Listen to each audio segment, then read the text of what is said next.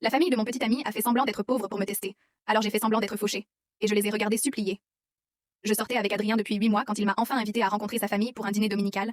Pendant le trajet, il semblait nerveux, ce que j'ai trouvé attendrissant vu son assurance habituelle.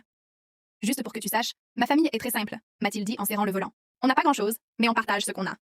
Je lui ai pris la main et répondu que ça m'était égal, ce qui était vrai. Ce qu'il ignorait, c'est que j'avais déjà fait mes recherches. LinkedIn est une merveille. Son père, Richard, possédait 3 concessions de voitures de luxe dans l'État. Sa mère, Diane, siégeait à 2 conseils d'administration. Sa sœur, Véronica, était associée dans l'un des plus grands cabinets d'avocats de la ville, et l'adresse qu'il m'avait donnée se situait à Meadowbrook, où la maison moyenne coûtait 2,3 millions de dollars. Alors, quand nous nous sommes arrêtés devant une maison de banlieue défraîchie, pelouse en friche et peinture écaillée, j'ai tout de suite compris.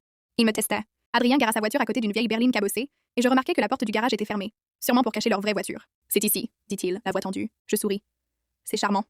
Et je le suivis.